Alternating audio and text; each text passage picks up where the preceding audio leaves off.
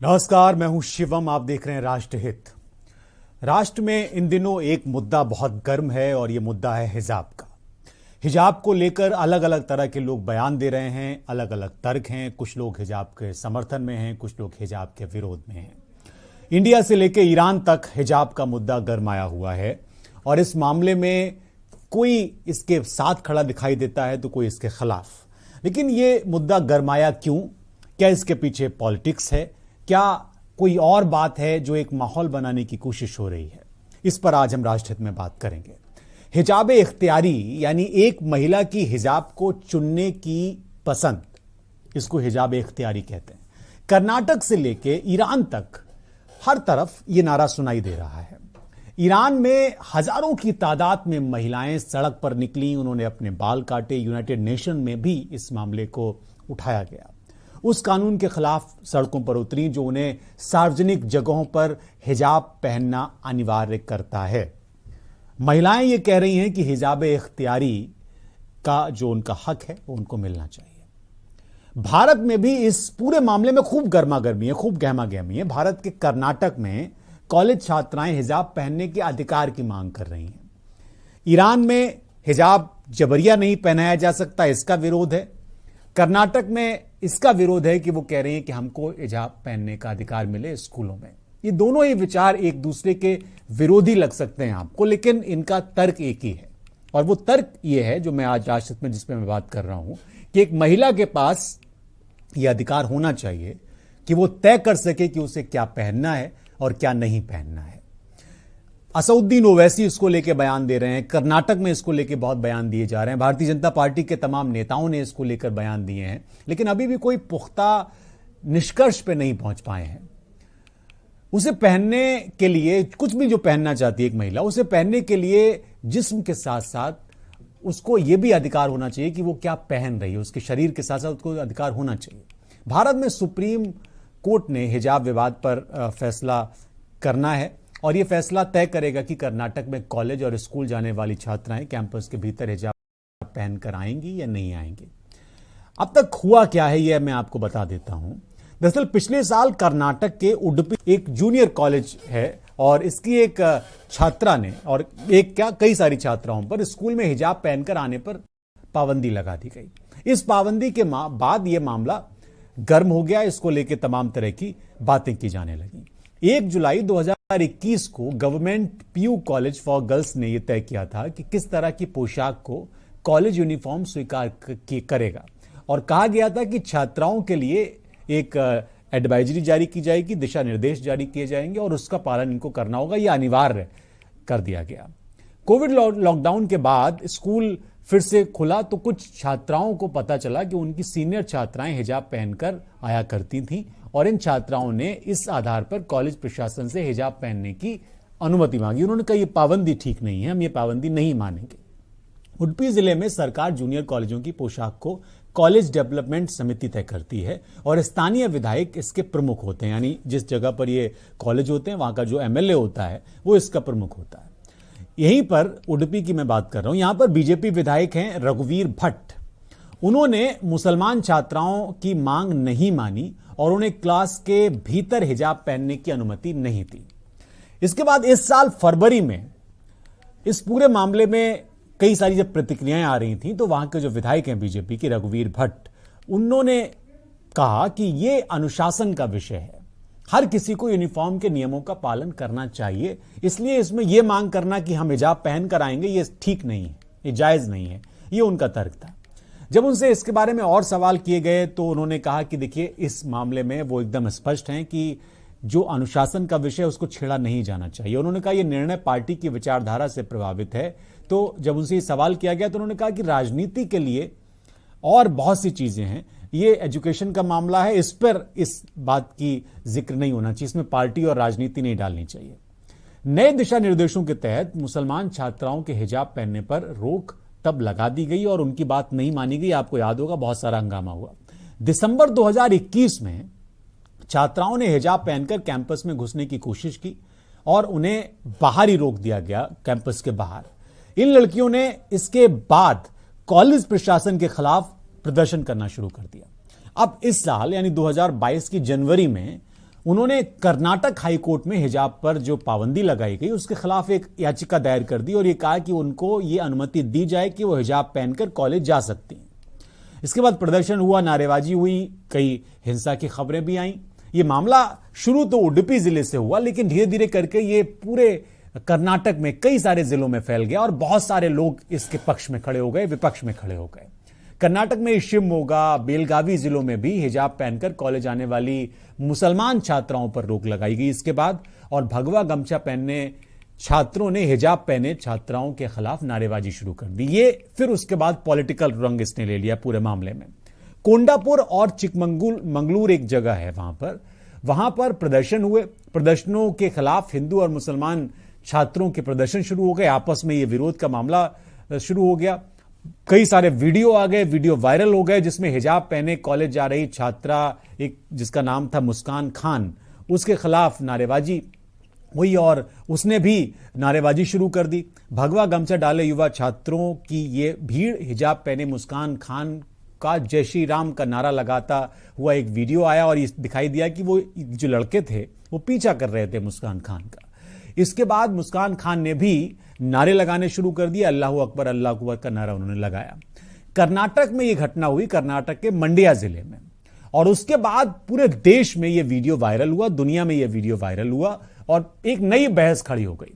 Karnataka high court में हिजाब मामले पर सुनवाई शुरू होने के 3 दिन पहले जो मुख्यमंत्री हैं कर्नाटक के, बसवराज बोम्मई, उनकी सरकार ने एक आदेश जारी करके सभी छात्रों के लिए कॉलेज प्रशासन की तरफ से तय यूनिफॉर्म को पहनना अनिवार्य कर दिया। अब इसमें सरकार की भी एंट्री हो गई। एक जिले से यह मामला शुरू हुआ, फिर उसमें सरकार की एंट्री हो गई। इस आदेश में भी यह कहा गया कि तय पोशाक के अलावा कुछ और पहनने की अनुमति नहीं होगी। आदेश में कहा गया कि सरकारी कॉलेजों में कॉलेज की विकास समिति के पास यूनिफॉर्म तय करने का पूर्ण अधिकार होगा। विकास समिति यानी जिसका अध्यक्ष जो है विधायक होता है।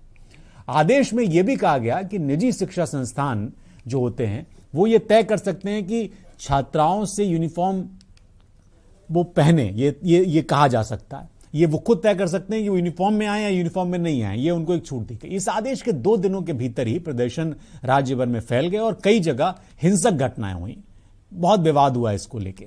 8 फरवरी की वो तारीख थी 2022 में, जब उडुपी के MGM कॉलेज में सैकड़ों छात्रों की भीड़ ने हिजाब पहने लड़कियों के खिलाफ जय श्री राम का नारा लगाया। कर्नाटक के कई इलाकों में हिंसक झड़पें हुई, विवाद हुआ, मारपीट की तक की नौबत आ गई। पुलिस को लाठीचार्ज करना पड़ा, आंसू गैस छोड़नी पड़ी, इतना मामला बड़ा था उस समय। मुख्यमंत्री को एहतियात के तौर पर कई दिनों तक वहां पर स्कूल बंद करने के आदेश देने पड़े। कर्नाटक हाईकोर्ट में जब यह मामला पहुंचा तो 3 जजों की बेंच ने इस पर सुनवाई शुरू की। हिजाब विवाद पर सुप्रीम कोर्ट में कर्नाटक सरकार ने अलग अलग दलीलें दी और उन दलीलों में यह था कि भाई आप हिजाब पहनकर स्कूलों में क्यों नहीं जा सकते। 11 दिनों तक इस मामले की सुनवाई की गई। अदालत ने 5 फरवरी को जारी राज्य सरकार के आदेश को उसके बाद बरकरार रखा, यानी अदालत ने माना कि जो राज्य सरकार ने कहा है कि जिला समिति का फैसला अनिवार्य होगा वो ठीक था।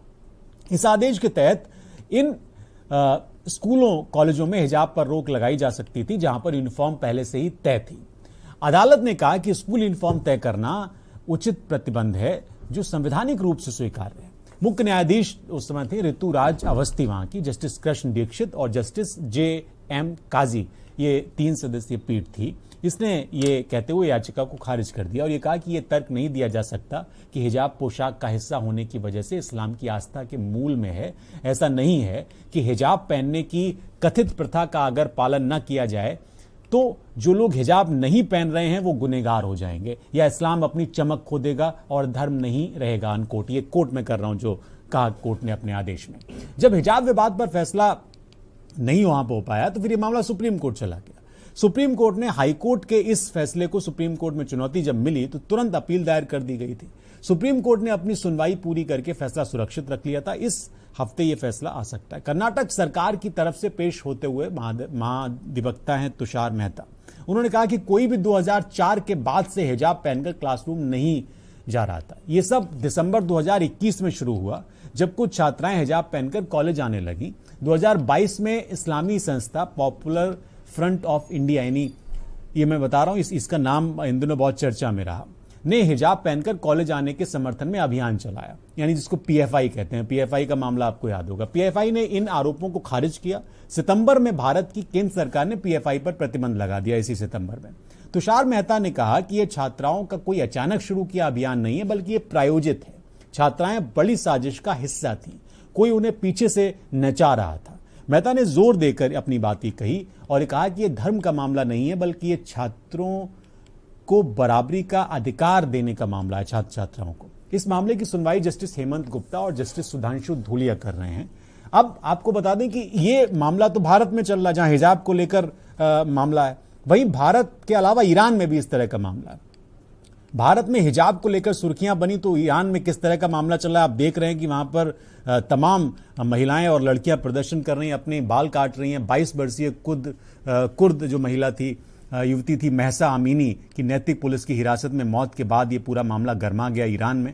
ईरान में हिजाब के खिलाफ लगातार प्रदर्शन हो रहे हैं। अमीनी ईरान के सख्त नियमों का उल्लंघन करते हुए बिना हिजाब के थीं। उनके परिवार का आरोप है कि उनकी मौत पुलिस की पिटाई की वजह से हुई, लेकिन पुलिस का कहना है कि मौत की वजह हार्ट अटैक थी।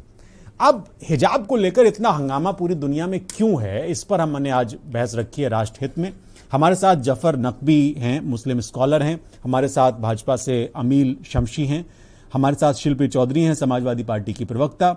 हमारे साथ अकील खान जो कि मौलाना साहब हैं, वो जुड़ रहे हैं। हमारे साथ समाजशास्त्री हैं अरविंद जयतिलक। ये पैनल है। हिजाब पर इतना हंगामा है, बहुत सारी बहस टीवी डिबेट्स में हो रही है और अलग अलग वर्ग इसको अलग अलग तरीके से देख रहा है। जफर नकवी साहब से सवाल है मेरा पहला। जफर साहब, आप सभी का स्वागत। पहले तो जफर साहब, आप किस तरह से इस पूरे मामले को देख रहे हैं? ये बात ठीक है कि भाई हिजाब पहनना, आज मैं भी जब शो में आ रहा था तो मैंने अपने ऑफिस में एक लड़की से पूछा, मैंने कहा कि हिजाब अगर आपके ऊपर थोपा जा रहा है, आप किस तरह से इसको देखते हैं? तो उसने कहा कि ये उसका इख्तियार में होना चाहिए कि वो हिजाब पहने या ना पहने। आप इसको किस तरह से देख रहे हैं? ये क्या है, इतना विवाद क्यों हो गया इस पे? बिस्मिल्लाह। सबसे पहले देखिए, मैं आपको बता दूं, जैसे अभी आपने अपने ऑफिस का ही एक शेड्यूल को एक अपने एम्प्लॉय के बारे में ही डिटेल दी कि वो उसका व्यक्तिगत राय है कि वो हिजाब पहनेगी या नहीं पहनेगी, और हिंदुस्तान का संविधान वो भी हमें इजाजत ये देता है कि हम क्या पहनेंगे क्या नहीं पहनेंगे, इस पे कोई आपत्ति और टिप्पणी करने का अधिकार फिलहाल किसी के पास नहीं। ऑल्दो ये मामले कोर्ट्स में गए, जबकि जिस देश के मुखिया आदरणीय नरेंद्र मोदी जी सबका साथ सबका विकास सबके विश्वास की बात करते हैं, वो अल्पसंख्यक के उत्थान की बात कर रहे हैं, वो अल्पसंख्यक को न्याय दिलाने की बात कर रहे हैं। और उस देश में अगर ऐसे माहौल को पैदा किया जा रहा है तो कहीं ना कहीं वो शर्मसार करता है आदरणीय नरेंद्र मोदी जी को, जिनकी नीति सबके साथ सबके विकास सबके विश्वास की है। उस नरेंद्र मोदी को के ऊपर कुठाराघात करने की कोशिश की जाती है, जो कहता है कि हम अल्पसंख्यकों को भी सम्मान देंगे, बहुसंख्यकों को सम्मान देंगे, अल्पसंख्यक भी अपने धर्म की रीति रिवाज को निभाए अच्छे से, सुरक्षा के माहौल को देखे, माहौल को देखे। हर माहौल में आदरणीय नरेंद्र मोदी जी और हमारे प्रदेश के मुखिया यशस्वी योगी आदित्यनाथ जी जिस प्रकार से हर समुदाय को लेकर चल रहे हैं, उसकी सुरक्षा की बात कर रहे हैं, उसके धर्म के ऊपर कोई कटाक्ष होता है तो तत्काल कार्रवाई होती। धर्म संसद आपने देखा, धर्म के ऊपर विशेष टिप्पणी हुई तो हुआ। लेकिन अब कुछ लोगों ने ये एक टॉपिक नहीं, ये मुद्दा राजनीतिक मुद्दा इसलिए बना दिया जाता है कि जो एक अच्छी देश की नीति चल रही उसमें कैसे किस प्रकार से इस तरह के दुस्साहस किए जाएं जिससे कि समाज में गलत मैसेज जाए विशेष समुदाय के खिलाफ, जबकि हमारे देश की जो नीति है वो बहुत ही बेहतरीन सरकार की नीति के अधीन चल रहा है। आप ये बताइए जफर साहब, किसने ये माहौल बनाया? किसने इस मुद्दे को मुद्दा बना दिया? ये माहौल स्वनियोजित तरीके से कुछ संगठन तैयार हो जाते हैं जिनको कुछ नहीं होता, जिनकी विश्वसनीयता भी समाज में नहीं होती, वो कुछ मुद्दे उठा लेते हैं कि भाई साहब इस मुद्दे को उठा के कुछ नया जो है राजनीतिक समीकरण तैयार किया जाए जिससे उनकी वाहवाही हो जाए, लोग उनको सुनने लगे, लोगों की फैन फॉलोइंग बढ़ जाए। लेकिन हकीकत में उनका कोई व्यक्तिगत वजूद नहीं होता है, वो बस कोशिशें करते हैं। अकील खान साहब हैं हमारे साथ। अकील खान, आपको क्या लगता है ये जो पूरा मामला, जैसा कि जफर नकवी कह रहे हैं कि ये कुछ संगठनों ने इसको हवा दी है और ये कोई दरअसल मामला है नहीं, ये सिर्फ एक तरीके से प्रायोजित पूरा विवाद है, आप किस तरह से इसको देख रहे हैं? क्योंकि बहुत सारे लोग इसके समर्थन में हैं, बहुत सारे लोग इसके खिलाफ हैं। देखिए, मैं आपके चैनल पर बैठ करके बड़ी जिम्मेदारी के साथ में बात कर रहा हूं। जो हमारे भाई जफर नकवी साहब ने कहा कि कुछ संगठनों की, तो मैं बड़ी जिम्मेदारी के साथ में कह रहा हूं, कोई मुस्लिम संगठन इस तरीके की कोई दूसरा संगठन नहीं काम करता है। ये जो राजनीतिक दल हैं, ये राजनीतिक दल अपनी रोटियां सेकने के चक्कर में कभी हिजाब का मामला, कभी किसी चीज का मामला, किसी तीसरी चीज का मामला। तो जब अभी एक इनकी बात से मैं ये सहमत हूं और संतुष्ट हूं कि जफर भाई ने कहा कि मैं, और प्रधानमंत्री जी कहते हैं कि सबका साथ, सबका विकास, सबका विश्वास, बिल्कुल अच्छी बात है। यही बात योगी आदित्यनाथ जी भी कहते हैं कि सबका साथ, सबका विकास, सबका विश्वास। और अभी चंद रोज पहले से आप उत्तर प्रदेश, क्योंकि मैं उत्तर प्रदेश का रहने वाला हूं, मैं उत्तर प्रदेश राजधानी लखनऊ की बात करूंगा कि अभी मदरसों की जांच का मामला चल रहा था। भाई मदरसे हैं, शिक्षा है, तालीम है, जिसको जैसी शिक्षा हासिल करनी हो वो करे। और हिजाब की बात आई तो हिजाब जिसको पहनना है पहने, जिसको नहीं पहनना है ना पहने, किसी पे कोई जबरदस्ती, लेकिन एक उसको धार्मिक मामला बना करके उसको तोल देना, ये कहां का इंसाफ और कहां का न्याय है?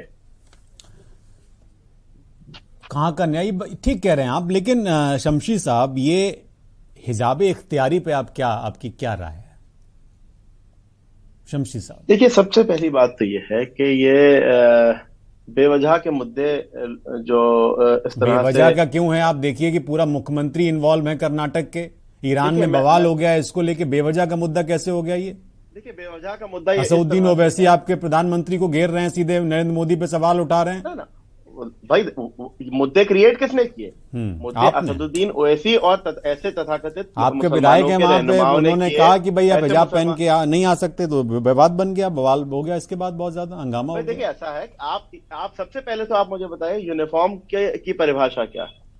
यूनिफॉर्म को हम कैसे डिस्क्राइब करेंगे? यूनिफॉर्म यही तो है ना कि किसी कॉलेज में, किसी संस्थान में, किसी इंस्टीट्यूशन में अगर यूनिफॉर्म लागू है तो इसका मतलब यह है, यूनिफॉर्म से साबित यह होता है कि इस संस्थान में पढ़ने वाला हर एक विद्यार्थी एक समान है, कोई भेदभाव किसी प्रकार का नहीं है, ना अमीर गरीब का भेदभाव है, ना पंथ मजहब का भेदभाव है, ना धर्म का, ना वर्ग का, ना जाति का भेदभाव है।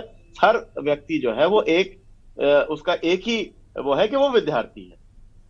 इस तरह की बातों में देखिए बहुत सारी चीजें ऐसी होती हैं, जैसे कि अभी हमारे और पैनलिस्ट हैं जो मुस्लिम समुदाय का पक्ष रख रहे हैं, नकवी साहब हैं और ये अकील साहब हैं, इन्हीं ने बात कही। देखिए, इस्लाम में महिला का अधिकार है, जो हिजाब करना है करे, हिजाब नहीं करना है नहीं करे, वो एक उनका अपना व्यक्तिगत वो है, जिसको न जबरदस्ती किसी को हिजाब कराया जा सकता है, ना जबरदस्ती किसी का हिजाब उतारा जा सकता है। लेकिन जब बात आती है यूनिफॉर्म की, कोई एक ऐसा संस्था है, कोई एक ऐसा इंस्टीट्यूशन के जहां पर यूनिफॉर्म लागू है, जहां पर यूनिफॉर्म है, जहां पर यूनिफॉर्म पहनना अनिवार्य है, तो उस यूनिफॉर्म का उल्लंघन करने का भी अधिकार हम नहीं दे सकते किसी को। क्योंकि अब ये मामला माननीय सर्वोच्च न्यायालय में है और न्यायालय के समक्ष ये मामला है। जो फैसला न्यायालय करेगा, हमारे देश का संविधान जो फैसला करेगा, उस फैसले को सभी को मानना होगा। इन मुद्दों पर इशू बनाना, इन मुद्दों पर इशू, अब ये क्या हुआ? कर्नाटक की आप बात कर रहे हैं, कर्नाटक में वो महिला थी जिस महिला ने जो है वो अबाया पहन करके नारा लगाया, ठीक है, जो भी बात रही उन्होंने लगाया नहीं लगाया। अब क्या हो रहा है? वो ट्रेंडिंग चल रहा है, वो शेरनी साहब, शेरनी देखिए कैसे, तो उधर शेरनी कह रहे हैं, इधर शेर कह रहे हैं, ये भी तो संकट है। आप किन मुद्दों पर लोगों को उलझा रहे हैं, आप ये देखिए। यही तो मेरा सवाल आपसे है कि आप किन मुद्दों पर लोगों को उलझा रहे हैं? सही कहा, हमारी सरकार का उद्देश्य है सबका साथ, सबका विकास, सबका विश्वास, सबका विकास। हम सबके विकास की, सबके सशक्तिकरण की, सबकी शिक्षा की, सबकी सुरक्षा की बात करते हैं, लेकिन हमारे यहाँ मुस्लिम वर्गों को इन्हीं बातों में उलझा दिया जाता है कि साहब ये सरकार आ गई, शिल्पी चौधरी जी मदरसों के सर्वे की बात करेंगे। मदरसे के सर्वे नहीं जानेंगे, जानना ही नहीं चाहते कि मदरसे के सर्वे क्यों हो रहे हैं। मदरसे के सर्वे इसलिए हो रहे हैं ताकि मदरसों को जो है वो मुख्य धारा से जोड़ा जा सके। शिल्पी चौधरी जी, ये जो अमीर शमशी जी कह रहे हैं, वो कह रहे हैं कि भाई आप ये उलझा रहे हैं, इसमें कोई मतलब नहीं है। हालांकि पीएफआई का एंगल हो या फिर दूसरे एंगल हो, ये तो खुद कोर्ट में जो पक्ष रख रहे हैं कर्नाटक सरकार का, वही कह रहे हैं कि ये तो पीएफआई की तरफ से प्रायोजित मामला था जो पूरा हिजाब का कर्नाटक में पैदा हुआ। मेरा आपसे थोड़ा सा विस्तृत सवाल है। ये है कि भाई कर्नाटक में छात्राएं कहती हैं कि हमें हिजाब हम पहन के जा सकते हैं, ये हमारी इच्छा होनी चाहिए कि अगर हमारा मन है तो हम पहन के जाएंगे, मन नहीं है तो हम पहन के नहीं जाएंगे। यूनिफॉर्म में इसको शामिल ना किया जाए, बाकी तो हम यूनिफॉर्म पहन के जा ही रहे हैं। जो भी है सिर्फ हिजाब का मामला है, हम सिर ढक के जाना चाहते हैं। और ईरान में उलट है, ईरान में वो कह रहे हैं कि वहां पर भी उनको अधिकार होना चाहिए। मैं आपसे समझना चाहता हूं, एक तो महिला के अधिकार की बात, और दूसरा ये कि क्या जो अमीर शमशी जी बड़ी सुलझी हुई बात कर रहे हैं, वो कह रहे हैं कि भाई आप फिजूल में बना रहे हैं, हम तो सबका साथ सबका विकास लेके चलते हैं, आपने तमाशा बना दिया। नहीं, देखिए, दो अलग अलग बातें हैं। ईरान और भारत का जो कंट्रडिक्शन है, बहुत बखूबी आपने सारा कहा। एक समय था जब 60 के दशक में ईरान की महिलाएं भारत की आज की महिलाओं से ज्यादा प्रगतिशील थी, प्रगतिवादी थी, शील भी नहीं थी, प्रगतिवादी थी। वो शॉर्ट्स भी पहनती थी, जीन्स भी पहनती थी, उनके बाल भी कटे होते थे। उसके बाद ईरान जो है वो कट्टरपंथ की चपेट में आया, और करते करते जैसे अभी ये जो है, अभी जो कर्नाटक में जो स्टेज चल रही है, ये ईरान बहुत पहले देख चुका है। तो जो शमशी साहब कह रहे हैं, मैं उससे बिल्कुल इत्तेफाक रखती हूँ। ये बिल्कुल गलत बातें हैं। एक महिला के तौर पे इसको किसी राजनीतिक पार्टी से ना जोड़ा जाए। एक महिला के तौर पे मैं बिल्कुल कहना चाहती हूँ कि यूनिफॉर्म मीन्स यूनिफॉर्म। यूनिफॉर्म होती ही इसीलिए है कि किसी में कोई भेदभाव ना हो किसी भी तौर पे। और यूनिफॉर्म इसलिए भी बनाई जाती है कि किसी भी आर्थिक ऊपर या नीचे के स्तर के व्यक्ति में भी कोई भेदभाव ना रहे, वो यूनिफॉर्म पहनकर आए। और ये जो नया विवाद है, देखिए, स्कूल है, स्कूल के अपने अनुशासन होते हैं, स्कूल के अपने नियम होते हैं, उसकी गवर्निंग बॉडी अपनी होती है। हाँ, अब ये कहां से क्या चीज आ रही है, हमें ये देखना होगा। पीएफआई जैसे संगठन की अगर इसमें भूमिका है, क्योंकि कर्नाटक वाले विवाद से मैं भी बहुत परिचित हूं। पिछले साल जो कुछ भी हुआ वो पूरे तौर पर एक षड्यंत्र था। दोनों पक्ष के बच्चे, जो भगवा पहने हुए लड़के थे वो उसमें जय श्री राम की भी एंट्री हो गई उस समय। यस, उसमें जय श्री राम की एंट्री जबरदस्ती लगवाई गई। भाई, हर बात पे आप भगवान को क्यों खींच लाते हैं? हर बात पे आप धर्म को क्यों खींच लाते हैं? यानी धर्म एक टूल बन चुका है लोगों को भड़काने के लिए, लोगों को बदनाम करने के लिए। आपने धर्म का इस्तेमाल करना शुरू कर दिया। वो लड़की आई और उसने अल्लाह अकबर कहा, वो पूरा वीडियो चला था। और उसके बाद, उससे पहले लड़के उसके पीछे पीछे, जब उसने अल्लाह अकबर कहा तब लड़कों ने उसके कपड़े खींचे और जय श्री राम कहा। ये सारी चीजें चल रही थी, तो लड़की ने प्रोवोक किया। अभी तो लड़की से पूछना पड़ेगा। ये बिल्कुल, ये पुलिस की जांच का विषय है कि लड़की ने इस तरीके का पुलिस में जांच कर भी रही है, और ये इस पूरे मामले में कुछ चाहिए, कुछ कहना चाह रहे हैं शमशी साहब, आप कहिए, फिर मैं अरविंद जी के पास जाऊंगा। देखिए, हमें समाजवादी पार्टी की प्रवक्ता महोदया, हमारी बहन जो बात कह रही है, मैं इस पे बात कहना चाहता हूँ। आपने कहा कि वो साहब इस तरह से जो है हर बात में भगवान को क्यों घसीट दिया गया। हमें ये देखना होगा कि क्या साजिश चल रही थी। हमें ये देखना होगा कि क्या पूरा तमाशा चल रहा था। दरअसल मसला ये था कि एक महिला, आप देखिए कि एक अजीबोगरीब सा माहौल 2019 से हमारे देश में बनाने की कोशिश की जा रही है। कभी सीए एनआरसी के नाम पे मुसलमानों को भड़का दिया जाता है, कभी कोरोना के नाम पे मुसलमानों को भड़का दिया जाता है। अब एक नया मुद्दा निकला कि वो मसाब ऐसा है, वो पीएफआई ने साजिश रची कि महिला, जो मुस्लिम महिला, नहीं, मुद्दा नहीं निकला। ये तो तुषार मेहता ने कोर्ट में कहा। नहीं, ये दो बातों को आप मिला रहे हैं। ये दो बातों कोर्ट में तुषार मेहता ने कहा। देखिए, मुसलमानों को बहकाने की मैं बात कर रहा हूँ, मुसलमानों को गुमराह करने। मैं यही तो कह रहा हूँ, कौन बहका रहा है? स्कॉलर्स हैं, अखिल साहब कौन भड़का रहा है? भाई, बीजेपी और समाजवादी पार्टी दोनों ये कह रहे हैं कि भड़का रहा है। कौन भड़का रहा है? और जाकर के बता करके ये मुझे तो नहीं लगता कि इतना तमाशा हो जाए सुप्रीम कोर्ट में तुषार मेहता चुनाव वो पैरवी कर रहे हैं मामले की, इतना बवाल चल रहा है। अखिल साहब, हाँ, फिर मैं हिंदुस्तानी मुसलमान किसी के बहकाने में नहीं आने वाला है। अब वो शिक्षित हो रहे हैं, तालीमदा हो रहे हैं, यही चाहत है।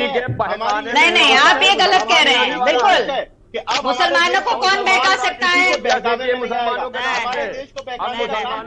चलिए अरविंद जी,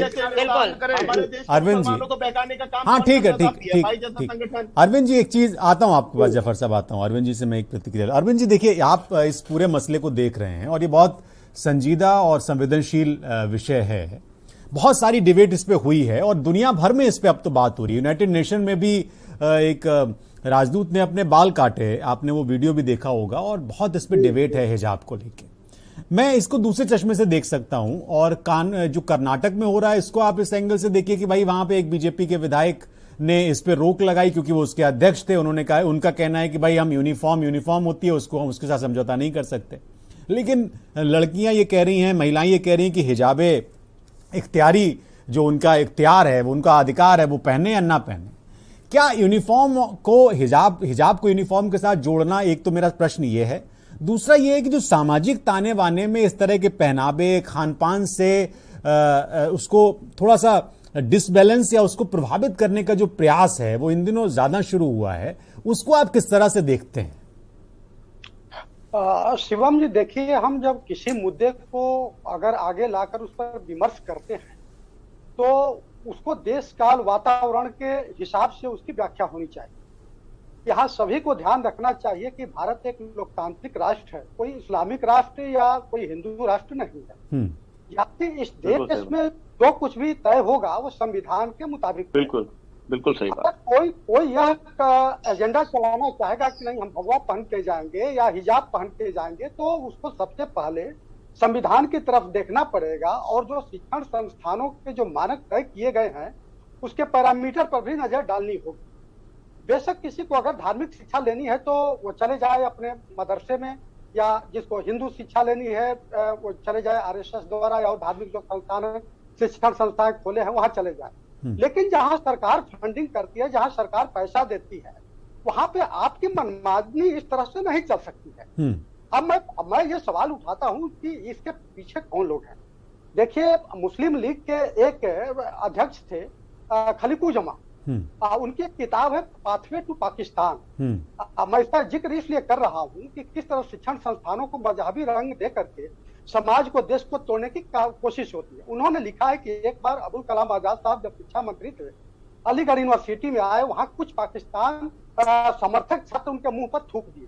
उन्होंने साफ लिखा है कि अगर अलीगढ़ यूनिवर्सिटी का अगर स्थापना नहीं हुआ होता तो शायद पाकिस्तान नहीं बनता। खैर, उनका वो विचार है, मैं इससे सहमत होना हूँ, यह अलग विषय है। लेकिन ये मान के चलना चाहिए कि इस देश में तमाम ऐसे लोग हैं जो किसी भी कीमत पर नहीं चाहते हैं कि देश में एकता रहे, अखंडता रहे, अछूतता बनी रहे। ये बस इस तरह चलाया जा रहा है जैसे एक ये इस्लामिक राष्ट्र है और ये शरिया के हिसाब से क्यों नहीं चल रहा है। भाई, ऐसे नहीं होता है, न तो हिंदू के हिसाब से चलेगा न किसी धर्म मजहब के हिसाब से चलेगा। तो जहां तक शिक्षण संस्थानों ने अपना एक गाइडलाइन जारी की है तो उसमें आप चॉइस का विषय कैसे कह सकते हैं? आप चॉइस का विषय नहीं कह सकते। जिन दो जजों ने अपनी व्याख्या दी है इस पर, मैं उनका स्वागत करता हूं। वो न्यायाधीश है, न्यायमूर्ति है, वो उनका विचार है। लेकिन ये मामला चॉइस का नहीं हो सकता। एक लोकतांत्रिक राष्ट्र में जहाँ पे सरकार होती है, जहाँ पे शक्तियों के पृथक्करण, आपके न्यायपालिका है, कार्यपालिका है, व्यवस्थापिका है, सबकी अपनी सीमाएं हैं। नागरिकों के अधिकार हैं, उसकी भी अपनी सीमाएं हैं। जब संपत्ति के अधिकार कानून को खत्म करके कानूनी अधिकार बना गया तभी हो हल्ला मचा था। तो कुल मिलाकर के इस देश को तय करने दीजिए, संविधान को तय करने दीजिए, न्यायपालिका को तय करने दीजिए। अगर आप इस तरह से अगर इस विमर्श को जो अब तो देखिए ना, दुनिया के कई मुस्लिम देश है, वहां पे जो है हिजाब को लेकर के बहुत ही लिबरल रुख है। तो वहां की बात आप कहेंगे तो कहेंगे नहीं, वहां की चॉइस है। भाई देखिए, जबकि वो शरिया वाले राष्ट्र हैं, वहां पे इस्लामिक कानून लागू है, इसके बावजूद भी उतनी वहां पे लिबर्टी है। और आप यहाँ पर इस जद्दोजहद में लगे हुए कि हमारे लिए शिक्षा से ज्यादा महत्वपूर्ण हिजाब पहनना है। बेशक क्या पहनी है, मैं उसका विरोध नहीं करता हूँ। अच्छा, एक बहस और चलाया जा रहा है, जैसे लग रहा है कि पूरे देश में हिजाब पर प्रतिबंध लग रहा है। उसी तरह की धारणा स्थापित करने की कोशिश हो रही है। एक परसेप्शन क्रिएट किया जा रहा है। एक छोटे से ब्रेक के लिए मुझे रुकना होगा, मैं लौटता हूँ तुरंत। एक छोटे से ब्रेक के लिए रुक रहा हूँ। एक परसेप्शन क्रिएट किया जा रहा है और ये परसेप्शन ये है कि ऐसा लग रहा है कि हिजाब के खिलाफ ये देश हो गया है या हिजाब के पक्ष में एक देश हो गया है, और परसेप्शन का पॉलिटिक्स में बहुत मतलब होता है। छोटे से ब्रेक के लिए रुकना, फौरन लौटता है। आप देख रहे हैं के न्यूज, खबरों का सारथी। देखें कौन नया खिलाड़ी आया है, समझा देते हैं, प्यार से समझाएंगे। ये तो अपनी जुबान है। जुबान एक हो तो दिल भी एक होने चाहिए। विमल, बोलो जुबान केसरी। आप देख रहे हैं के न्यूज, खबरों का सारथी।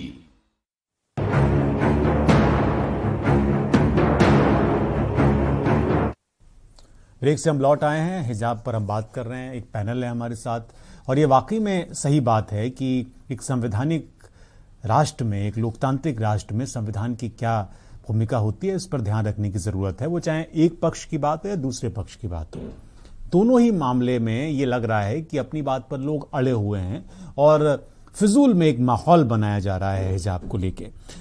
जफर नकवी साहब, एक बात बताइए मुझे, आप कुछ कहना भी चाह रहे थे, उस पर अगर आप प्रतिक्रिया देना चाहें तो बोल लीजिए, लेकिन मेरा प्रश्न ये है कि क्या ये सिर्फ एक परसेप्शन जो पॉलिटिक्स में फायदा पहुंचाए वो बनाने का प्रयास है, हिजाब तो सिर्फ उसकी आड़ में?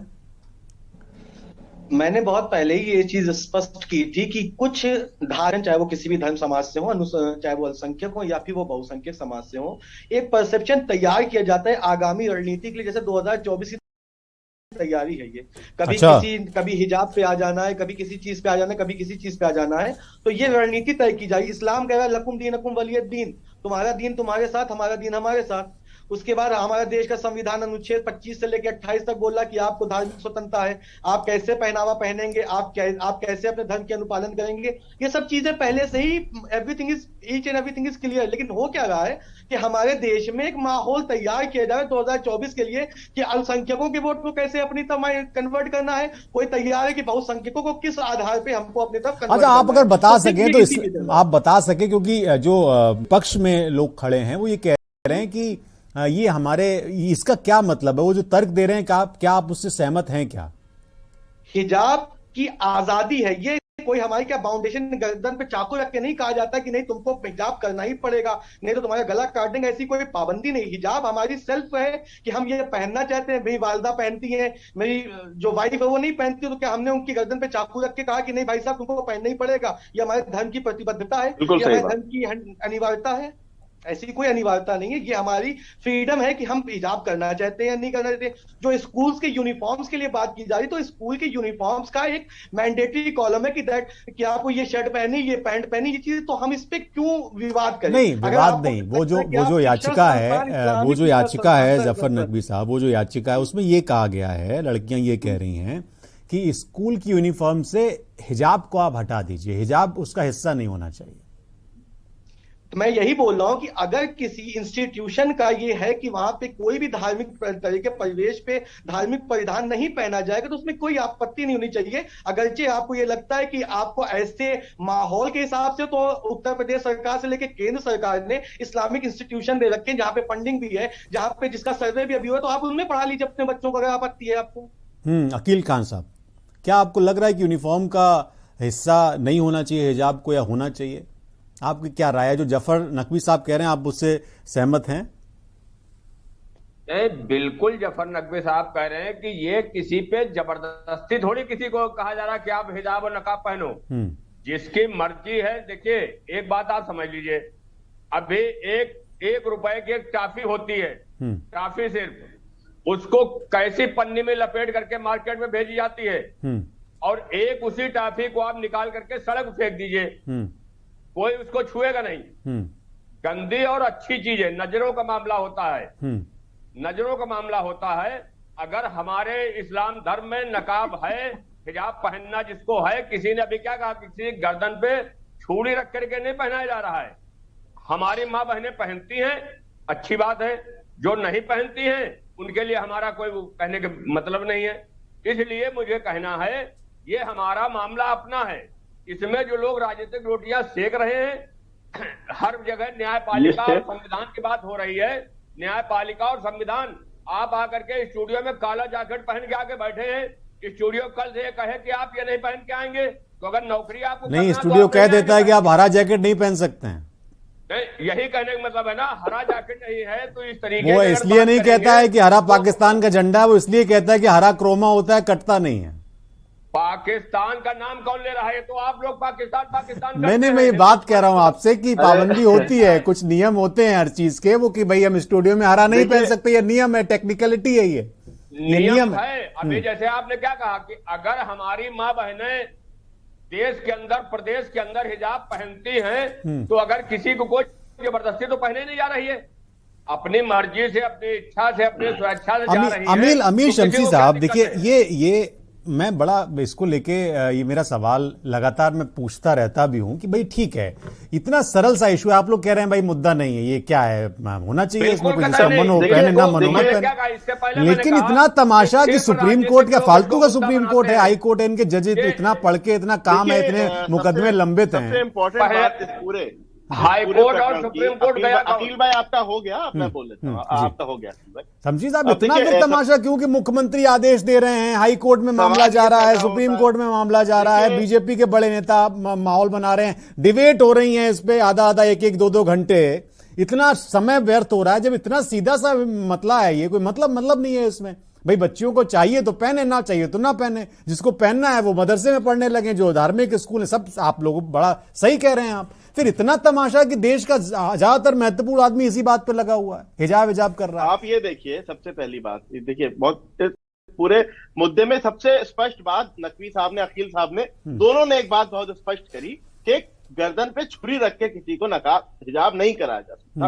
हिजाब को में जो है कोई ऐसी जबरदस्ती नहीं है। हिजाब एक ऐसी चीज है, आप इसको जबरदस्ती उतार नहीं सकते, जबरदस्ती करा नहीं सकते। लेकिन अब सवाल ये बात आ जाती है कि यूनिफॉर्म में हिजाब को जो है यूनिफॉर्म तो उसको फ्री कर दिया जाए, उसको अलग कर दिया जाए। तो आप कौन हुए यूनिफॉर्म तय करने वाले? यूनिफॉर्म तय करने का काम तो अभी तक इंस्टीट्यूशंस करते थे। यूनिफॉर्म तय तो कॉलेजेस करते हैं, स्कूल करते हैं, विद्यालय करते हैं, पाठशाला करती है। बहुत सारे अल्पसंख्यक विद्यालय ऐसे हैं जहां मैंने देखा है कि वहां पर यूनिफॉर्म में स्कार्फ भी होता है, जिसको हिजाब कहा जाता है, वो भी होता है। बहुत सारे अल्पसंख्यक विद्यालय ऐसे भी हैं। तो आपको ये अधिकार कोई नहीं देता कि आप ये बताओ कि कॉलेज में क्या यूनिफॉर्म होगी, क्या यूनिफॉर्म नहीं होगी। आपको पहनने का अधिकार है, ना पहनने का भी अधिकार है, लेकिन वो तमाम अधिकार उस जगह पर आपके खत्म हो जाते हैं जिस बाउंड्री के अंदर यूनिफॉर्म का कानून शुरू होता है। अच्छा। जिस बाउंड्री के अंदर आ जाता है कि अब इस बाउंड्री के अंदर कानून में यूनिफॉर्म लागू है, इस स्कूल के नियम में यूनिफॉर्म लागू है, तो सबको, हर एक को, चाहे वो मुसलमान हो चाहे हिंदू हो, कोई भी हो, आप तीन लोग हैं शमशी जी। फिर मैं फिर उसके बाद शिल्पी जी के पास जाऊंगा। आप 3 लोग हैं, जफर साहब फॉलो करना, सबको जफर साहब फॉलो करना, जफर साहब हैं, अमील आप हैं और अकील खान साहब। एक मिनट आप 3 लोग हैं, आपने बड़ी सुलझी हुई बात की। मुझे लग रहा है कि आप कमोबेश तीनों लोग एक बात पे सहमत हैं कि हिजाब की अनिवार्यता नहीं है और ये आप पहन सकते हैं, आपका मन है तो पहनिए, और यूनिफॉर्म जो है स्कूल की वो मानना पड़ेगा, ये मानता हूं। तो आप ये तीनों लोग आप ये मान रहे हैं कि कर्नाटक में जो कुछ भी है, जो लड़कियां हाई कोर्ट गई और अब सुप्रीम कोर्ट में गई, वो गलत हैं, वो उनको ये नहीं करना चाहिए, आप ये मानते हैं? वो एक सोची समझी साजिश का हिस्सा है। वो उन तथाकथित सेक्युलर लोगों ने, ऐसा तो मुस्लिम लीडरों ने, सुनिए अमील साहब मुसलमानों को गुमराह करने का साजिश है, मैं मानता हूं ये एक साजिश आया कि भाई तुषार मेहता जी ने कहा कि पीएफआई ने साजिश की। पीएफआई क्या है उस पर आजकल बड़ा तमाशा चल रहा है, वो मैं अभी बात उसकी नहीं करना चाहता। ये सही है कि वो गलत है, ये आप सही कह रहे हैं, वो गलत हैं लड़कियां। तो भाई आप सब लोग मिलके इतना आपके लोग हैं, उनको समझाइए क्यों वो हाई कोर्ट और उसमें जा रही हैं। जफर साहब बताइए, मैं एक सवाल लेता हूं, फिर मैं शिल्पी जी के पास आऊंगा। जब आपने ये कहा कि जो वो हंगामा हुआ वो गलत है, मैं उस पर आप पे अपना रिएक्शन दे रहा हूं कि जब अगर किसी भी एक चींटी को भी अगर आप जो है दबाएंगे तो वो पलट के काटेगी। जब आप उसके हिजाब के ऊपर जाके जय श्री राम के नारे लगाएंगे जो कि धार्मिक उद्घोष है, तो वो बदले में जवाब में नारे तकबीर अल्लाह अकबर लगा रही है। तो ये जो ये सर्कमस्टांसेस पैदा किए जा रहे हैं, ये इस पे हमको ध्यान देना चाहिए। अगर कोई ऐसा, अगर मैं सर पे टोपी पहन के जाऊं, कोई बगल में सब लोग खड़े होकर कह नहीं जय श्री राम का नारा, you have to pull up this thing, तो मैं नहीं करूंगा। सुनिए जफर साहब, आप ठीक कह रहे हैं। मेरा ये कहना है कि ये सारी चीजें हो गई, ये आप भी समझ रहे हैं, मैं भी समझ रहा हूं, आप सब लोग एक बात पे सहमत हैं कि ये मामला प्रायोजित है, जबरदस्ती इसको तूल दिया जा रहा है, ये बात ठीक है।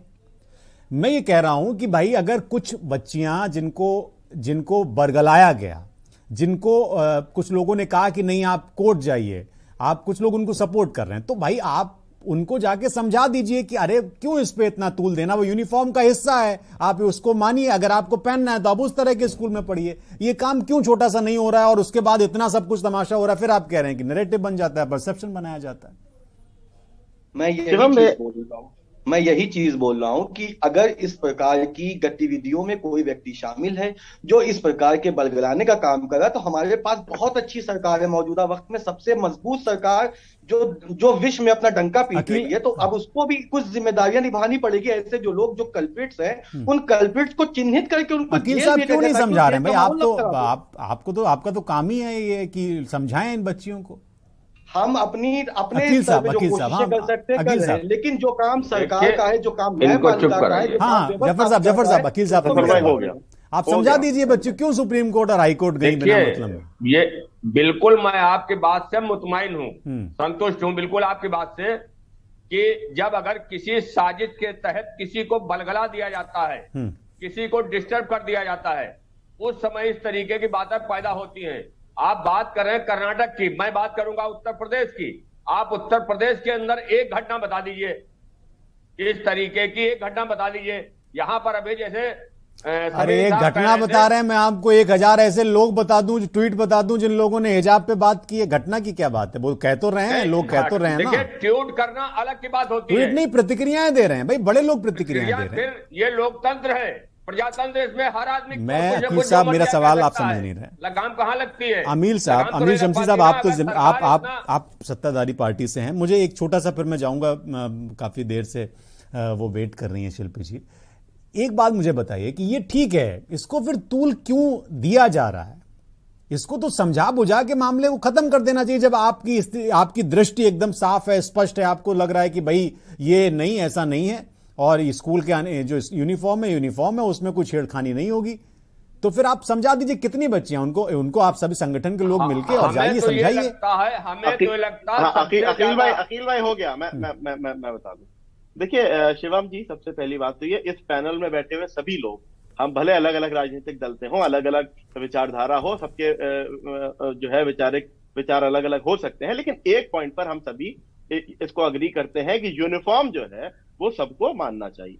यूनिफॉर्म पर सबको, यूनिफॉर्म को सभी को फॉलो करना चाहिए। अब बात आती है, आपने कहा कि इनको क्यों नहीं समझाया जाता। इनको समझाया इस वजह से, समझाने के प्रयास होते हैं, समझाने की कोशिशें की जाती हैं और समझाने का काम करते रहेंगे। लेकिन सवाल ये पैदा होता है कि ये भड़कावे में किस लिए आते हैं। ये भड़कावे में इसलिए आते हैं ताकि इन तमाम मुद्दों की आड़ में मुस्लिम वोट बैंक का तुष्टीकरण किया जा सके, मुस्लिम वोट बैंक को जो है, मुस्लिमों को वोट बैंक जी कौन तुष्टीकरण कर रहा है ये भाई? ये वो तुष्टीकरण करते हैं कि जो इन मुस्लिम वोट बैंक को मात्र वोट बैंक की तरह इस्तेमाल करना चाहते हैं, जो ना कभी इनके विकास की, कभी इनके सशक्तिकरण या सुरक्षा की बात। शिल्पी जी, आप कुछ कहना चाहें अगर शमसी जी की बात पे? देखिए, मैं शमशी भाई की बात से बिल्कुल इत्तेफाक नहीं रखती। मैंने उस समय भी ऑब्जेक्ट किया था, जो ये बार बार कहते हैं कि वो मुसलमानों को बरगरा रहे हैं। मुसलमान को, आपको क्या असल लगता है कि मुसलमान पढ़े लिखे नहीं है? अच्छे अच्छे बड़े बड़े विद्वान स्कॉलर्स हैं, जर्नलिस्ट हैं, बड़े बड़े IAS, PCS, IAS पुलिस में। और इस साल तो आप देखिए, और ये अभी ऐसा नहीं है कि ये पिछले 8 सालों का करिश्मा है, बहुत सारे। प्लीज मुझे मेरे नहीं नो, अब मुझे मेरी बात रखने दें। अब आपकी बात मैंने नहीं काटी थी, यू हैव टू लिसन।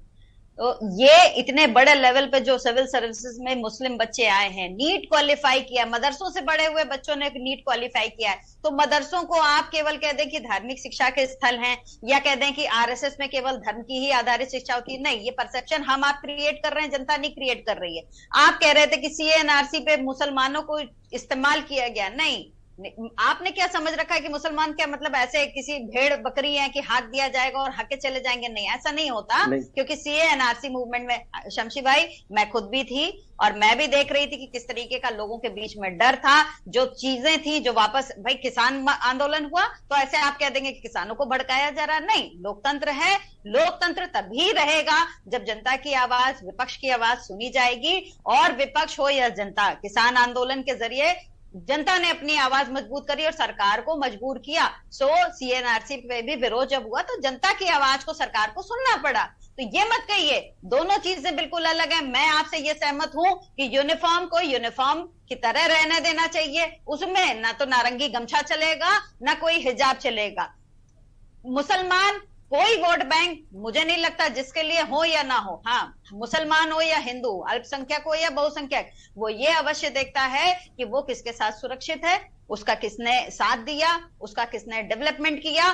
तो ये एक जनरल बात है, और मैं तो अब नहीं समझती हूँ कि अल्पसंख्यक के तौर पे हमको मुसलमानों को लेना चाहिए। मुसलमानों का इस देश पर, इसके विकास पर, इसके संसाधनों पर उतना ही हक है जितना बहुसंख्यक समाज का है। तो यहाँ पर हाँ, इस बात पर जरूर अवश्य, मैं तो पहले भी कहा और फिर भी कहूंगी कि इस तरीके की जो साजिशें हैं उसको सरकार को मॉनिटर करना चाहिए, चाहे PFI हो, चाहे OWC हो, या ऐसे कोई भी धार्मिक संगठन हो।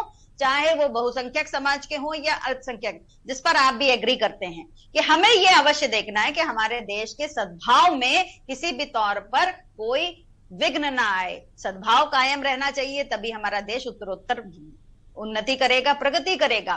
कट्टरवाद चाहे किसी भी धर्म में हो, किसी का हितैषी नहीं होता। और जब हम महिला हितों की बात कर रहे हैं तो हमें पितृसत्ता को किनारे रखना होगा। सीधी सीधी ये लड़ाई पितृसत्ता की है, ये हिंदू या मुसलमान या इस्लाम या हिंदू धर्म की लड़ाई नहीं है, ये तो पितृसत्ता की लड़ाई है। आप इसको इस्लाम पर हमला या इस्लाम पे प्रश्न नहीं मान सकते। मैं तो इसको पितृसत्ता की हनक मानती हूं कि पितृसत्ता चाहती है कि महिलाएं पर्दे में रहें, और ईरान में पितृसत्ता का विरोध हो रहा है। वो मुस्लिम बहुसंख्यक देश है और वहां अगर हिजाब का विरोध हो रहा है तो वो पितृसत्ता का विरोध हो रहा है, ना कि इस्लाम का विरोध हो रहा है। मुझे नहीं पता, मैं हिंदू हूं, मुझे नहीं पता कि इस्लाम में हिजाब, जहां तक मुझे पता है हिजाब जो पढ़ने जाती हैं बच्चियां, उनके सर पे रखा हुआ कपड़ा होता है, उसको हिजाब कहा जाता है। पहले ये चलता था बुर्के को लेके। जब ये प्रश्न उठाया गया बार बार कि कुरान में बुर्के का जिक्र कहाँ है, वहां नजर के पर्दे का जिक्र है। आप भी शायद, आप मेरे से ज्यादा बेहतर जानते होंगे कि नजर का पर्दा, और नजर का पर्दा पुरुषों को करने के लिए कहा गया है कि कोई महिला ऐसे निकले तो आप नजर का पर्दा करें। अब ये हिजाब की कंट्रोवर्सी ला दी गई, तो यहाँ आपकी बात पर मैं फिर आ रही हूं कि ये हमारे देश को डिसबैलेंस करने की एक षड्यंत्र है। ये बेकार के बात है, बेकार के मुद्दे हैं। अरविंद जयतिलक जी, हमसे कोई आप लेना तो देना बड़ी नहीं। बारीक नजर रखते हैं ये समाज में हो रही उथल पुथल पे, और मैं पहले भी आपके साथ डिबेट्स में रहा हूं। मुझे एक बात बताइए, ये बात ठीक है कि ये एक तरीके से जो पूरा मामला है ये क्यों, ये मैं भी समझ रहा हूं, आप भी समझ रहे हैं क्या है इसका लब्बो लुआब। लेकिन एक चीज मैं जानना चाहता हूं कि पूरी मशीनरी, सर्वोच्च न्यायालय उसमें इन्वॉल्व, तुषार मेहता जी बड़े वकील हैं वो involve, high court involve, Karnataka के मुख्यमंत्री इन्वॉल्व, विधायक जी इन्वॉल्व, सब इन्वॉल्व हैं उसमें, और हम लोग भी इन्वॉल्व। हम लोग बैठ के मंथन चिंतन कर रहे हैं कि भाई हिजाब होना चाहिए, नहीं होना चाहिए, इतना सारा कुछ चल रहा है इसमें। और बड़ा ये हास्यास्पद लगता है मुझे कि ये तो हमने कह दिया कि भाई ये तो उसका अधिकार है, वो करें या ना करें, वो पहने या ना पहने, अनिवार्यता थोड़ी है, कोई बरगला रहा है, कोई उकसा रहा है। लेकिन मैं एक गूढ़ बात आपसे समझना चाहता हूं कि समाज के भीतर ये कौन सा परिवर्तन हो रहा है जो हिजाब से, जिसमें एक इस पार कहा जाता है, जिसमें मदरसे से इस पार कहा जा रहा है, जिसमें गमछे से इस पार कहा जा रहा है, जिसमें श्री राम से इस पार कहा जा रहा है, और नैरेटिव बदल जा रहा है, परसेप्शन बदल जा रहा है। बिल्कुल आपने शिवम भाई बहुत वाजिब प्रश्न उठाया। देखिए, कोई भी भावना राष्ट्र के भविष्य से बढ़कर के नहीं होती है। दूसरी महत्वपूर्ण बात की जो शिक्षण संस्थान है वहां पे राष्ट्र निर्माण की प्रक्रिया वहीं से शुरू होती है, और जो बच्चे होते हैं वो कल के जो है राष्ट्र निर्माता होते हैं। राष्ट्र के योगदान विशेष रूप से चाहे आर्थिक हो, राजनीतिक हो, हर चीजों का रहता है। आपने एक सवाल किया कि आखिर समाज के बीच ऐसे कौन लोग हैं जो इस तरह के मसले को इतना जो है बितंडा खड़ा कर देता है कि जिसको लेकर के हमारी पूरी जो समूची जो मशीनरी है उसमें इन्वॉल्व हो जाती है, न्यायपालिका से लेकर के व्यवस्थापिका तक, यहाँ तक कि आम जनमानस तक। देखिए, एक राजनीति भी चीज होती है जो बहुत आसानी से जो है धर्म से, मजहब से प्रभावित होती है, और कहीं ना कहीं वह जो है सियासतदानों को जो है वो सत्ता तक लेकर के जाती है। आपको याद होगा जब 89 में प्रताप सिंह जो ये विरोध में खड़े हो गए थे राजीव गांधी जी से, तो मंचों पर जो है एक पॉकेट से कागज निकालते थे और कहते थे कि फोर्स वालों के जितने घोटाले के सबके नाम इसी में है। जनता तालियां बजाती थी, और नतीजा क्या निकला कि राजीव गांधी की सत्ता जो है उखड़ गई और वो अपना सत्ता पाने में कामयाब रहे। उसके बाद बहुत दिनों तक जीवित रहे, लेकिन वो नाम नहीं आया। यानी जनता को किस तरह उद्वेलित करना है कि यह जो है हमारे भारतीय जनमानस की नब्ज को अच्छी तरह पकड़ लिया है। आपने देखा कि अभी 2022 के लोकसभा चुनाव में किस तरह से अभी ये समाजवादी पार्टी की प्रवक्ता बैठी है, जब वो 31 अक्टूबर को सरदार वल्लभ भाई के जन्मदिन का जो मसला आया था, लोग अपनी बात कर रहे थे, उसी में समाजवादी पार्टी की तरफ से जिन्ना का मसला घुसा दिया गया। क्यों? तो ये कुछ इस तरह की जो है चालबाजियां होती है कि किस तरह से एक माइनॉरिटी का समाज है अपने तरफ जो उसको आकर्षित किया जा सके। आपने देखा कि चाहे वो सपा हो, बसपा हो, चाहे देश में और लोग हैं, मैं ये नहीं कहता हूं कि भाजपा दूध की धुली हुई है या जो है, मैं सबकी बात कह रहा हूं, तो ये एक आकर्षण है। लेकिन मैं एक बहुत छोटा सा उदाहरण दूंगा शिवम जी। एक बार स्वामी विवेकानंद जी जापान गए थे, वहां के बच्चों से पूछा कि आप किस धर्म को मानते हो, तो उन्होंने कहा कि हम बौद्ध धर्म मानते हैं। उन्होंने कहा कि अगर भगवान बुद्ध जो है सेना लेकर के जापान पर हमला करेंगे तो क्या करेंगे आप? बच्चों ने कहा कि उनका मुंह तोड़ जवाब देंगे। ये होता है राष्ट्र की भावना, राष्ट्र निर्माण की प्रक्रिया, तो वो विद्यालय से शुरू होती है। और विद्यालय में जब आप शिक्षण संस्थानों को मजहबी रंग देना शुरू कर देंगे तो सवाल लाजमी होगा कि जब विद्यालय में ही बच्चा बट जाएगा, जहाँ ड्रेस इसलिए बनाया गया है कि किसी के अंदर हीन भावना न हो, बहुधर्मी समाज से बच्चे आते हैं, कोई अमीर होता है कोई गरीब होता है, तो एक धरातल पर उनको रखा जाता है। तो वहीं पर अगर आप जो है वहां पे मजहब के, धर्म के, समाज के, अमीरी के, गरीबी के उनके मन में बीज को रोप देंगे, तब तो वट वृक्ष बनेगा, तो फिर देश का क्या होगा? ये सारी चीजों पर सभी को विचार करना बहुत जरूरी है। समझिए। हाँ, हमारे साथ एक दर्शक जुड़ गए हैं राशिद मोहाली से। क्या कहना चाहते हैं? स्वागत है आपका राशिद। सर नमस्कार सर। मैं बोलना चाहता हूँ हमारी सियासत है ना, यहाँ की भारत की सियासत में।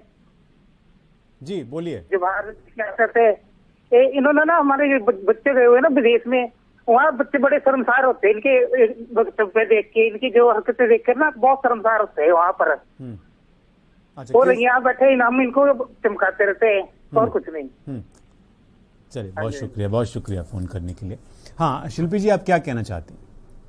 मैं दो बातें कहना चाह रही हूँ। पहली बात तो ये कि जो कर्नाटक में बच्चियां हाई कोर्ट और सुप्रीम कोर्ट तक पहुंची हैं हिजाब के मामले को लेकर, ये देखने वाली बात है कि उनके पास इतना पैसा कहाँ से आ रहा है। हाई कोर्ट या सुप्रीम कोर्ट कोई भी मामला रखना मामूली बात नहीं होती, आप और हम जानते हैं। सुप्रीम कोर्ट की तो एक 1.5 लाखों में लगती है। ये वो वहां तक पहुंचे हैं, निस्संदेह ये एक साजिश है, बड़ी साजिश है। दूसरी बात जो जयतिलक जी ने कही है कि सरदार पटेल और जिन्ना को समाजवादी पार्टी ले आई, तो रेफरेंस के बारे में बात करिए, मीडिया की बातों में बारे में बात नहीं करिए। जाए रेफरेंस ये था कि एक ही विश्वविद्यालय से पढ़े हुए थे सरदार पटेल और जिन्ना, और दोनों की विचारधारा अलग अलग थी। अगर आप भी बिल्कुल शिल्पी जी, शिल्पी जी एक और हमारे एक कॉलर हैं मेरठ से, मोनू, क्या कहना चाहते हैं आप? स्वागत है आपका मोनू जी। देखिए शिवम जी, पहले तो सबसे पहले मैं धन्यवाद करना चाहता हूँ के न्यूज का कि हमेशा जनहित से जुड़ी हुई जो मुद्दे होते हैं वो के न्यूज हमेशा उठाता है, और आपका भी मैं हमेशा आपके डिबेट देखता हूँ। और आज जो ये मुद्दा उठाया है हिजाब पर हंगामा क्यों, आखिर मैं उन लोगों से ये सवाल पूछना चाहता हूँ जो हिजाब को लेकर हंगामा करते हैं, आखिर ऐसा वो क्यों करते हैं जबकि कोर्ट में ये मामला चल रहा है। कोर्ट की बात मानिए भाई, क्यों रोज नए नए बयान करते हैं, लोगों को भड़काने का प्रयास करते हैं? इससे कहीं ना कहीं समाज में एक गलत प्रभाव पड़ता है लोगों पर, और इस तरह के जो बयान जारी होते हैं उससे कहीं ना कहीं लोग भी भ्रमित होते हैं। तो जब विवाद कोर्ट में है तो कोर्ट के निर्णय का इंतजार करिए, क्यों बेफालतू के बयानबाजी ये जारी कर रहे हैं? जी बिल्कुल सही बात, बहुत शुक्रिया फोन करने के लिए। हाँ मौलाना साहब, अमील शमशी साहब, मौलाना साहब, अकील साहब, अमील जी आपके पास आ रहा हूं मैं आखिर में। एक बात मुझे बताइए, जो अभी एक दर्शक भी हमारे कह रहे थे और जिस ओर इशारा शिल्पी जी ने भी किया कि कहां से इतना, भाई लड़कियों को समझा देते मामला शांत हो जाता, हाई कोर्ट से सुप्रीम कोर्ट में इतना पैसा कहां से आ रहा है इन बच्चियों के पास? देखिए, मैं बिल्कुल शिल्पी जी की बात से सहमत हूं कि सुप्रीम कोर्ट और हाई कोर्ट कोई छोटे आदमी के, छोटे इंसान के बस की बात नहीं है। ये जांच का विषय है और ये उसकी जांच की जानी चाहिए कि इन बच्चियों ने सुप्रीम कोर्ट कैसे पहुंची, किसके द्वारा पहुंची। अब अगर आप इसकी भी जांच कराएंगे तो बवाल हो जाएगा, मैं बता रहा हूं। नहीं क्यों? फिर एक और मामला आ जाएगा। ये सरकार की जिम्मेदारी है। हाँ, ये सरकार की जिम्मेदारी, वहां के जो सरकार है उसकी जिम्मेदारी है। इस तरीके के शमशी साहब, आप कुछ कहना चाहते हैं? इसे बड़ा, ये तो और गंभीर प्रश्न उठा दिया इन्होंने इसकी जांच की कि भाई पैसा कहां से आ रहा है, इतनी तारीखें कैसे कर पा रही हैं लोग? देखिए बिल्कुल इन्हीं ने बात जो है बहुत सही कही। मौलाना साहब भी, जो अकील साहब भी जो बात कह रहे हैं, इसकी जांच होनी चाहिए है, मगर अकील साहब थोड़ा सा आपको भी इसमें कोऑपरेट करना पड़ेगा, क्योंकि इसी तरह से मदरसों का सर्वे भी मांग पे ही शुरू किया गया था, वक्फ संपत्तियों का सर्वे भी मांग पर ही शुरू किया गया था, लेकिन बाद में उसको हिंदू और मुसलमान तुष्टीकरण की राजनीति से जोड़ दिया गया था। दूसरी बात, आईना लगा करके सुनिए ना अकील भाई, अभी सुनता हूँ 2 मिनट। दूसरी बात ये, मेरी बहन समाजवादी की प्रवक्ता महोदया शिल्पी जी ने एक बात ये कही कि मुसलमान कोई भेड़ बकरी थोड़ी ना है जो उसे हका दिया जाता है या बहका दिया जाता है। हमारा तो पूरी लड़ाई ही इसी बात की है कि मुसलमानों को भेड़ बकरियों की तरह इस्तेमाल किया गया 70 साल हमारे देश में। आज आप कह रही हैं कि हमारे बड़े बड़े मुस्लिम स्कॉलर्स भी होते हैं, आप मेजॉरिटी में मुस्लिम युवाओं की बात कीजिए। क्या मुस्लिम युवाओं का 70 साल मुस्लिम युवाओं को उनकी एजुकेशन के अधिकार से वंचित नहीं रखा गया? अगर नहीं रखा गया क्योंकि उनको एजुकेशन के वंचित रखा गया, ना रखा जाता। अरे शमशी साहब ने देखिए, एक से एक लोग निकले हैं, एक से एक लोग निकले हैं पढ़ के। पहले शिक्षा मंत्री कौन थे इस देश के? पहले शिक्षा मंत्री कौन थे? यहाँ के राष्ट्रपति, अरे भाई यहाँ के राष्ट्रपति भी एक मुसलमान रहे हैं। कैसी बातें करते हैं आप? मुसलमानों के उद्धार की बात नहीं की गई, मुसलमानों का अधिकार था। जफर साहब आखिरी में मुझे खत्म करना, आखिरी में आप अगर कमेंट करना चाहें जफर। लेकिन उस कौम को दबाया। हाँ ठीक है जफर साहब आखिरी में कुछ कमेंट करना चाहें आप? खत्म करना है मुझे। जो उन्होंने कमेंट किया कि सुप्रीम कोर्ट हाई कोर्ट कैसे पहुंच गए, क्या अभी भी समाजवादी पार्टी उन्होंने पंचर वाला सोच रखा है क्या मुसलमानों को, कि उनके पास पैसे नहीं? समाजवादी पार्टी की सोच से मुसलमान आगे निकल चुका है। मैं बच्चियों की बात कर रही हूँ जफर साहब, आप जैसे लोग ही बच्चों को, आप जैसे ही लोग बच्चों को भड़का रहे हैं, आप जैसे ही लोग बच्चों को भड़का रहे हैं। ये तय हो गया, ये बच्चे ये आप ही भड़का रहे हैं। देखिए ये आप ही जैसे लोग भड़का रहे हैं बच्चियों को, आपने बीच में नहीं बोला। अरे अब खत्म करना है मुझे, आप लोग आपस में बात करते रहेंगे, आपको कमेंट करना है। शिल्पी जी अरे सुनिए, नहीं वो ये कह रही हैं, अरे सुनिए जफर साहब, उनका इंटेंशन अरे सुन लीजिए। मुसलमान संपन्न है तो पढ़ा लिखा है, सभी संपन्न है। ना ये आप ही लोगों के जैसे लोगों के। चलिए मुझे खत्म करना है, आप लोग मुझे खत्म करना है। जफर नकवी साहब, शिल्पी चौधरी जी, अमील शमशी जी, अकील खान साहब, अरविंद जयतिलक जी, आप सभी का बहुत शुक्रिया, आप हमारे साथ जुड़े। देखिए 2-3 चीजें निकल कर आई इस मामले में, इस पूरे घटनाक्रम में। पहला तो ये कि इस पूरे मामले में दोनों ही पक्ष, दोनों ही तरफ से वो लोग अपनी रोटियां सेक रहे हैं जिनको कुछ फायदे हो सकते हैं। फायदे क्या हैं ये आप अंदाजा खुद लगाइए। दूसरी चीज ये कि स्कूल की यूनिफॉर्म में हिजाब होना चाहिए नहीं होना चाहिए, स्कूल का अपना निजी मामला है, सरकार का मामला है, सरकार उसमें तय कर सकती है। वो इंटेंशन के साथ किया है, जानबूझ के किया है, उससे कोई उनको पॉलिटिकल माइलेज मिल रहा है, ये भी एक जांच का विषय है। तीसरी चीज ये है कि हिजाब किसी भी महिला का, किसी भी लड़की का अपना खुद का निर्णय होता है, वो पहने या ना पहने। हिजाब ही नहीं, उसके जो कपड़े हैं वो उसका अपना निर्णय है, उसको आजादी है। उस पर इशू बना के उसका अलग अलग तरीके से फायदा उठाना, ये एक बहुत सोचा समझा तरीका है और जानबूझ के इस तरह की चीजें की जाती हैं। क्यों की जा रही हैं ये लोगों को समझना चाहिए, जो इस पूरे ट्रैप में फंस जाते हैं। राष्ट्रहित में आज इतना ही, बहुत बहुत शुक्रिया।